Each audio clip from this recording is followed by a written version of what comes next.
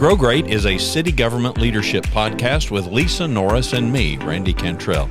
Each week we share insights, experiences, and wisdom to help you and your leadership grow great. Our website is growgreat.com. All right, lest I come across as self-serving, I want to give some context here. So I've had a number of lunch meetings, I've had a number of breakfast meetings with various leaders, and some interest in just what is this whole executive and leadership coaching thing, what does this look like? And just this week I was kind of asked to by a city manager to kind of outline my philosophy and whatnot. So I thought it would be a good opportunity. Since Lisa's the recipient of this, she's clearly going to have a perspective that's different than mine. So you would say what if you were having that conversation? If you wanted to try to explain people what this is, and keeping, folks, I'm not selling anything. If anything, I'm busier than I need to be. So this is not, but if you are interested in whether it's a formal thing or an informal thing, you want to up your leadership game, and people, I've learned. I knew this long ago. I mean, people can kind of have a misconception about this whole thing and what it looks like, and is this a person who's telling me what to do and they setting expectation? I mean, what does any of that look like, and what would you say? Well, for me, I think it's important to talk about because one, I had been in my career, Randy, 26 years, I think, at the point we met. I'm at 30 years now at the city, and we've been doing this for about 4 years. I didn't know what I had heard in HR. I occasionally, maybe 3 times in my career, somebody in the Metroplex in HR at a city would say, "Hey, does anybody know any executive coaches?" And I was like, "Nope, don't know of any." Didn't know how it was used, really hadn't experienced it at all, and hadn't been exposed to it. Not at our conferences, it just didn't come up. And so for me, in a nutshell, and then I'll give the backstory, but in a nutshell, what I experienced it provided as a leader and a long tenured leader, that I have confidence in my leadership skills. But during times you brought as an executive coach on issues I was facing, not that I couldn't have done them myself, but you brought such clarity to issues without telling me what to do. You made me think and explore topics and ideas, and further, you helped really shore up ways in which to approach things as a great leader versus a good leader that I feel really changed the trajectory of my leadership into a new realm. Like it really grew me, and through that growth that I enjoyed, I'm only one person, but for me, I was given the opportunity to have you as an executive coach.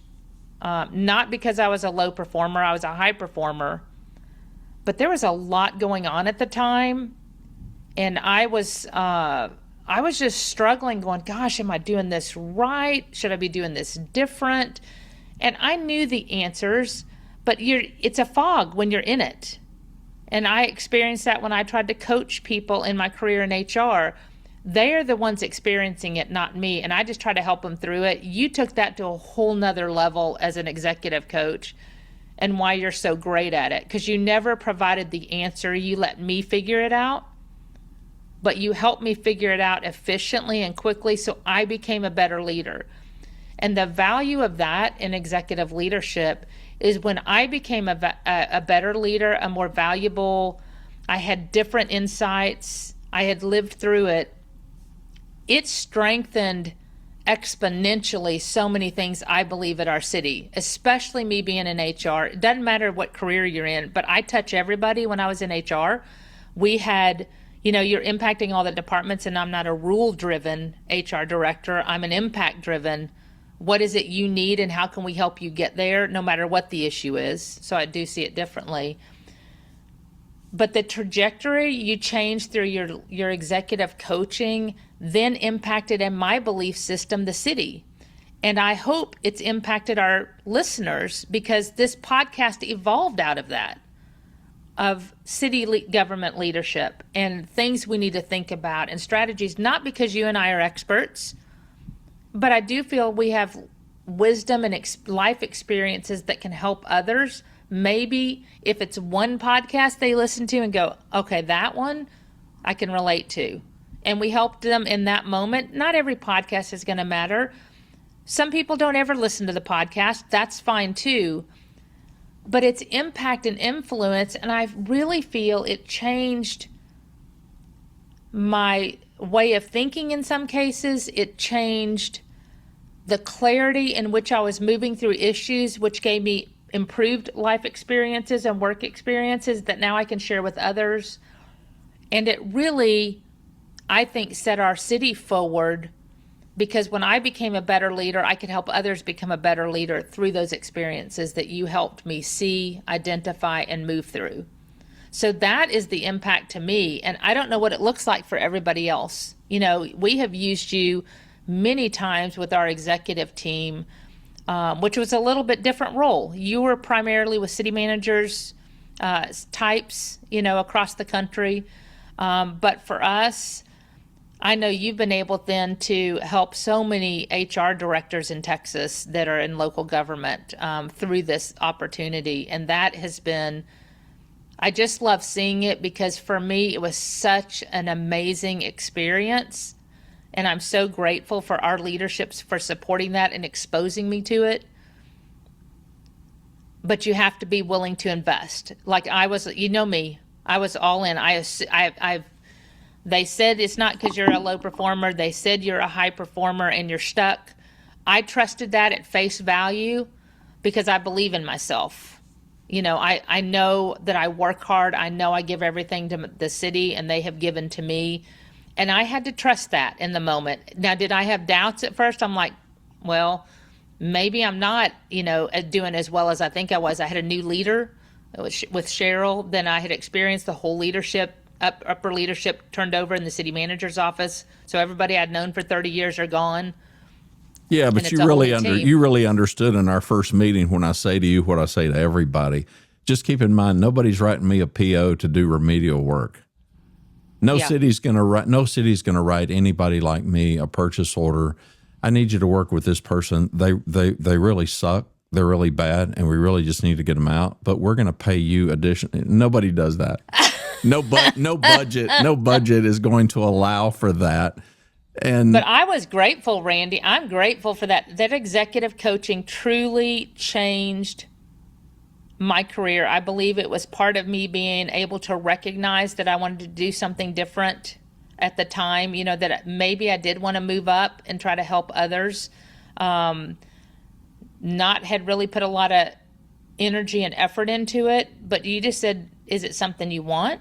Would you want to explore it? Why? I mean, you just asked a ton of questions that made me recognize over time, yeah, I do want to do that. And honestly, you helped me really change even in life. You know, you were like, well, what are your goals and what do you want to do? I'm like, well, Don and I would really love to have land. I remember you saying, well, what are you doing about it? I said, well, Randy, I'm not doing anything. It's a wish and a dream. And over time, then the housing market hit.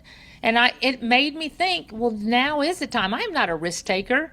When I told my husband, babe, let's sell the house after 27 years, he must have looked at me like I had lost my mind, because I am not a risk taker. And he goes, you mean now? And I said, yeah, it's not, this housing market isn't going to come around again. I've never seen it in my lifetime. I've only seen two recessions. Right. And so through your questions, I'm like, no, it is a time to act. If I want to achieve that dream of owning my own land, this is it. And we got to embrace that opportunity. You know, so well, for me, really, and I tell people the process may not be, you know, there's as much difference probably between people that do this kind of work and people that do any kind of work. For me, it's a process, and for me, it's not about me living this person's life. I remember telling Lisa, and I tell everybody, I don't get a vote in how you live your life unless you give it to me. And even if you try to give it to me, I'm going to be reluctant, to take it. Now, that's not the way the world operates. Social media will tell you exactly what you should do. People that have never met you will tell you how you should live your life and how you should spend your money and everything else. And that's not what it is. It is more, it's way more internal. It's way more self-reflective. It's just, I'm not in the fog of war. Yeah. The advantage I've got, if I have an advantage, number one is curiosity. I'm genuinely curious and want to know what it is you want and what it is you want to accomplish. And it's not for me to judge whether that's the right thing or the wrong thing. I'm going to help you question it so that you're convinced. But it's the phrase I keep telling people, the best way I can tell you is I just try to help leaders figure it out. Mm-hmm. And what that figuring it out looks like for you can look very different for some than it does for others, because we're all at different places. When I encountered Lisa, she was at a different place in her career than some other clients that I could think about. I've encountered people that were, really, really at the tail end and just wanted to finish strong, and other people who were much closer to the beginning and rather trying to figure it out. Yeah, just rather clueless about an awful lot of things and trying their best to figure it out. Well, and it led us to the cohorts too. Ultimately, we didn't plan to go there. No. It just, the experience I had, and again, it probably makes you blush, but the experience I had with you and the difference you have made in my life and work. Huh? Am I red? Yeah, red. Am I turning red? They can't see it because they're probably just listening.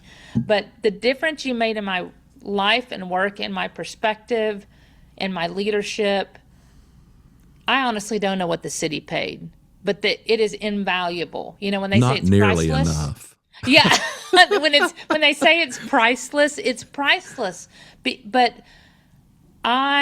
the only thing I can tell people, and it doesn't matter, I obviously would highly, anybody that would ask, and I've told several people, Randy's the guy, but it does have to be a fit. You're a fit for me because you're honest, you're direct, but you're kind, and you helped me figure it out. I could tell you had my best interest at heart. Yeah, and I am not hawking business. So, in fact, No. I will tell you, if anything, let me find somebody for you. I'm perfect for the right people. I'm so not perfect for the wrong people, but this is not about me. I'm not trying to build business here. I'm getting just later in saying life, for me, so yeah, I'm not wanting anybody to contact me for, for work. I just have encountered this, especially over the last 30 days. What exactly is this, and what do you? And Well, I've caught what's the myself. difference? I've caught myself explaining it so many times, and I'm like, I don't know that we've ever really gone much into it here. So that's the the reason. difference. Do you remember when we first talked about, and we ended up speaking at one of our HR conferences on this because I didn't know. So it was a great topic, and I had been in the industry 20-something years, 25 plus. And I kept saying, well, Randy, what's the difference? It's mentorship, coaching. And you're like, no, there's a clear difference. And I was like, no, there's not. And you're like, yes. And then I talked to Lauren, who was at City of Frisco my for easy years. explanation for that is I'm not a mentor in the sense that if I came to work at Grand Prairie and I walk in and it's day one and let's say I'm in economic development, then I'm gonna want to know who do I need to meet and who do I need to emulate to be a rock star at Grand Prairie. Now, I've been embedded enough in Grand Prairie. I've got some idea, but I'm not an employee of Grand Prairie. Mm-hmm. I'm a hired guy, but I'm not in it. So I would not be a good mentor for that. Because I know the rules, the ways, the Grand Prairie way to lead and guide you on how to be successful here. Yeah, that's mentorship. That's mentorship, and what I do isn't that. It's not coaching in the sense of, okay, you did this. I mean, think of the guys and gals that play golf, a golf swing coach or something. Okay, well, do this, do that. it's not that kind of coaching for me. Now, I'm not saying other people, I don't know how other people do it. I have no certifications. I have no big fancy letters behind my name. I've just got years and years of having run companies and led organizations, and I just soaked up everything I could from all the older heads that came before me. I learned an awful lot the first 10 years of my career, between 15 and 25. I learned how not to do it. Yeah.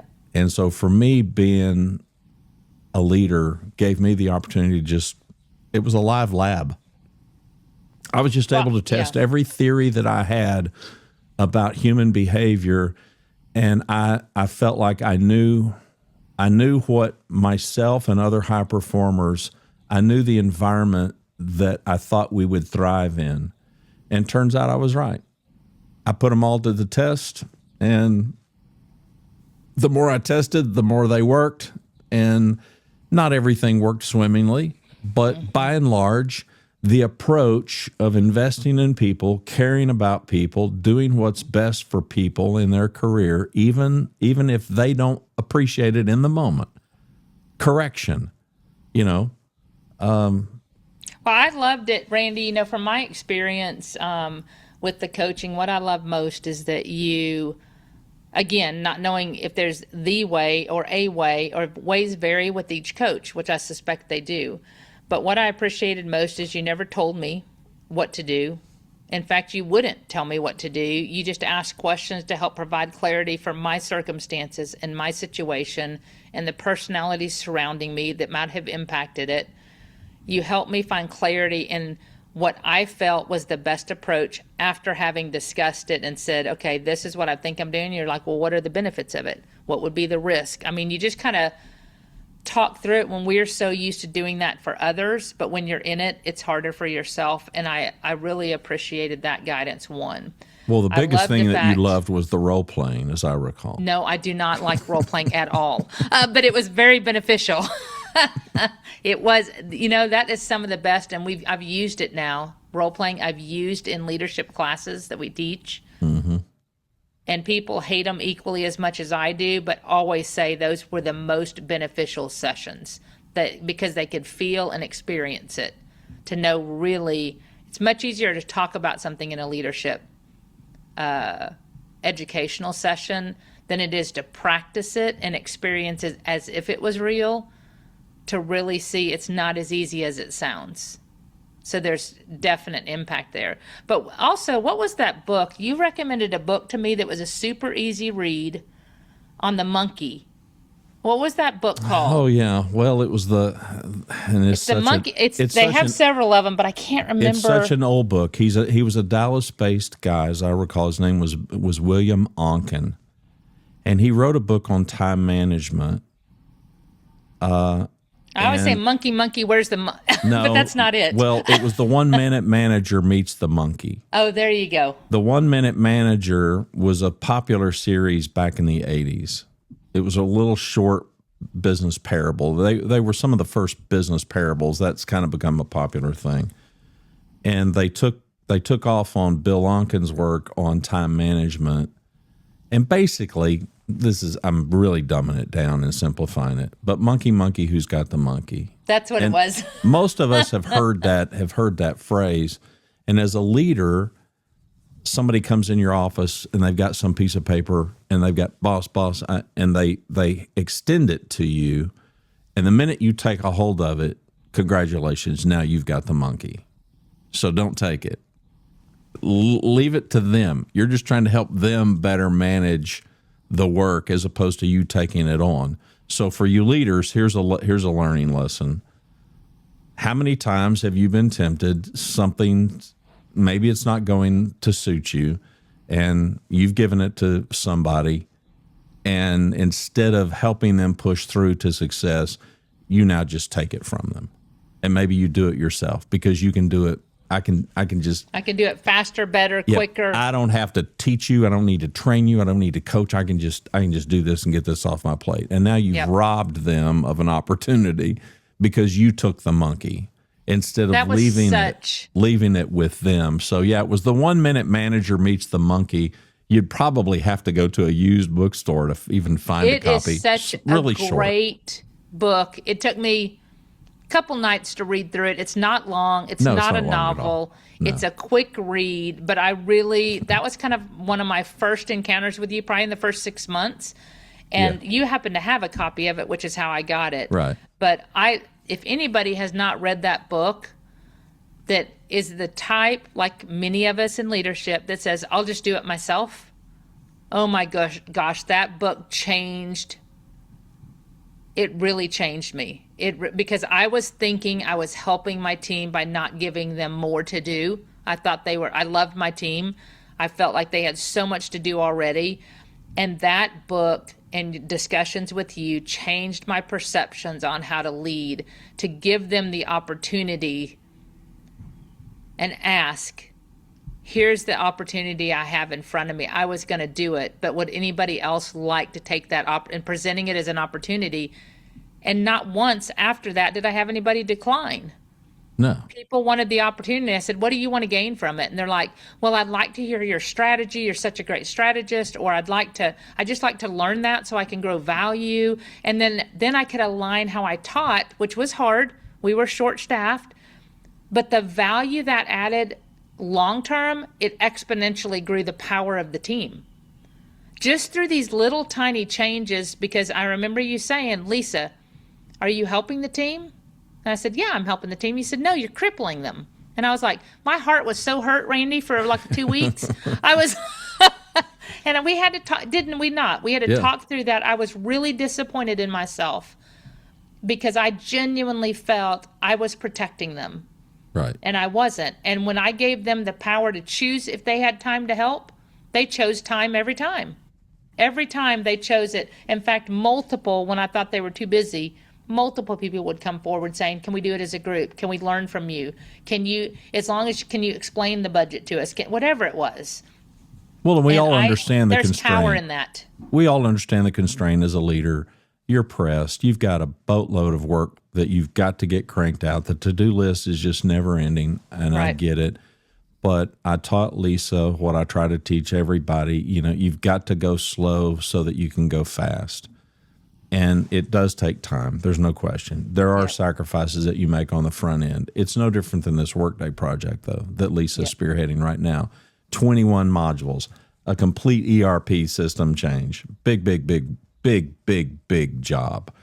And you just can't go fast until you can.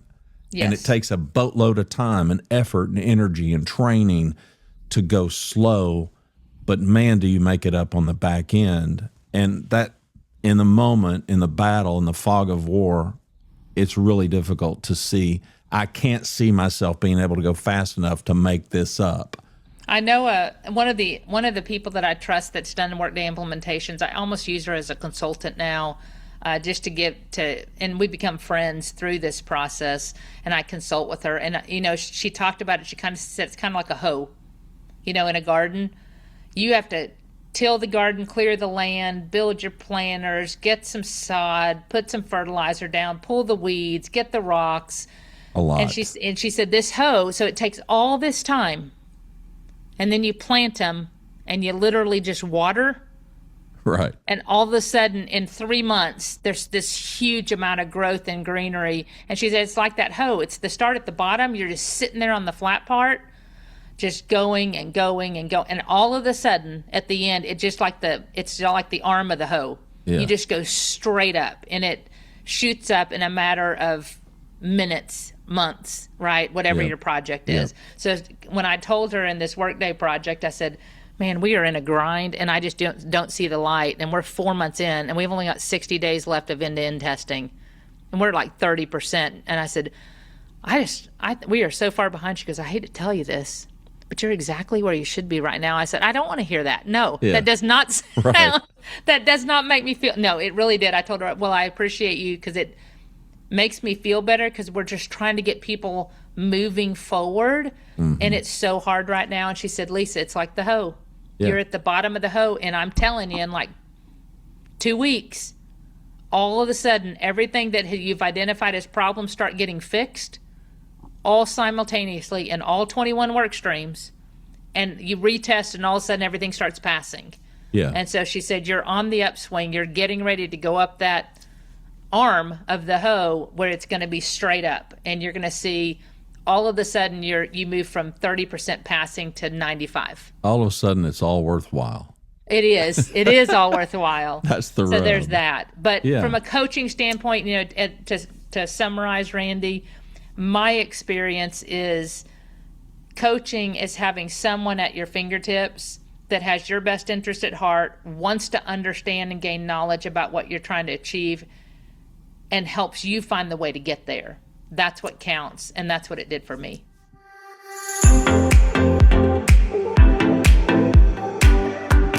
Thanks for watching and listening to Grow Great, the City Government Leadership Podcast. Our website is growgreat.com. For Lisa Norris, I'm Randy Cantrell. We hope you'll subscribe to the show, and we hope you'll tell a friend.